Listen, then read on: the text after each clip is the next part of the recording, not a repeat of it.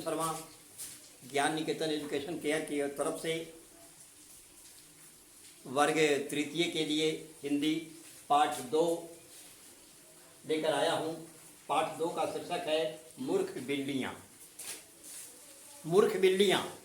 इसके माध्यम से कथाकार यह बताना चाहता है कि दो मूर्ख व्यक्ति आपस में यदि झगड़ते हों तो तीसरा चालाक उन दोनों की मूर्खता का लाभ उठा करके बाजी मार ले जाता है। इसमें लेखक दो बिल्लियों के माध्यम से मूर्ख लोगों पर कटाक्ष किया है। पाठ में है, दो बिल्लियों को एक रोटी मिली।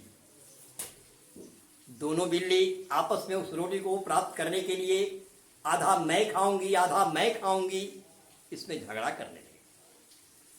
एक कहता है क्योंकि यह रोटी मुझे मिली है इसलिए आधा से ज्यादा मैं खाऊंगी। दूसरे का कहना है कि चूंकि यह मेरे घर से मिला है, मैं इस घर में रहती हूं इसलिए आधा से ज्यादा मैं खाऊंगी। दोनों आपस में झगड़ा करते हैं। इसी बीच जिस पेड़ के नीचे वो झगड़ा करते हैं उसी पेड़ पर एक बंदर बैठा है। दोनों बिल्लियों ने कहा कि भाई देखो, हम दोनों जो आपस में झगड़ रहे हैं तो तीसरा कोई होगा वही इसका निर्णय करेगा।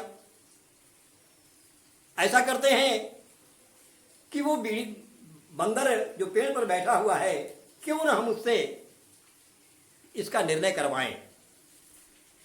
बंदर नीचे आया, पूछा, कहो बिल्ली मौसी, किस बात के लिए आप झगड़ा कर रही हो? दोनों ने आप बीती सुनाई। बंदर ने कहा, इसका निर्णय मैं तुरंत कर देता हूं। तराजू एक लाया और कहा कि दोनों को बराबर बराबर हम बांट देते हैं। एक पर रोटी का 2 टुकड़ा करके एक टुकड़ा रखा, दूसरे पर थोड़ा ज्यादा रखा। एक टुकड़ा ज्यादा हो गया, कहा कि हाँ ये ज्यादा हो गया। अच्छा ऐसा करते हैं, इसमें से थोड़ा हम खा लेते हैं। थोड़ा वो खा गया, अभी ज्यादा हो गया, दूसरा फिर ज्यादा हो गया, अब उसमें से थोड़ा सा खा लिया। फिर अभी एक पड़ रहा ज्यादा हो गया, इसमें से थोड़ा खा लिया। थोड़ा सा बचा तो बिल्लियां जो थी वो देख रही थी। सोचने लगे दोनों कि हम दोनों झगड़ रहे हैं और यह बंदर रोटी खाता चला जा रहा है। सभी कुछ खा जाएगा, हम लोग देखते ही रह जाएंगे। तब दोनों ने कहा कि ऐसा करते हैं कि हम लोग आपस में बांट लेंगे, अब शेष जो बच गया है वह रोटी हमें दे दो।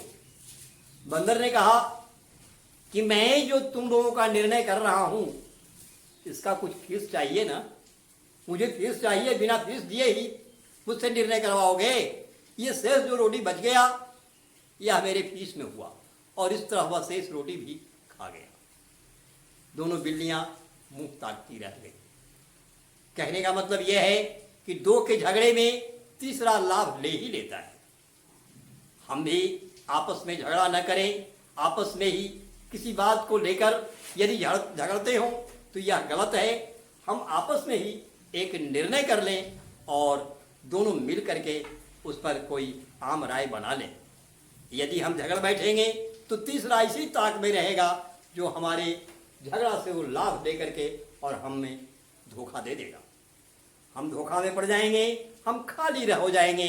इसलिए आपस के तकरार को हमें प्यार से निपटा लेना है। इस पाठ में हम यही बताए हैं, यही हमें बताया गया है कि हम आपस में कभी झगड़ा न करें। आपस में झगड़ा जब करेंगे तो तीसरा उससे लाभ लेगा ही और हम घाटा में घाट रह जाएंगे। इसलिए हमें झगड़ा से अलग हट करके एक प्रेमपूर्ण व्यवहार करना चाहिए और इसी में हमारी भलाई है और उसकी भी भलाई है। इसलिए हम झगड़ा से बचें, नहीं तो यदि झगड़ा से नहीं बचते तो फिर निश्चित है कि तीसरा उससे लाभ ले ही लेगा।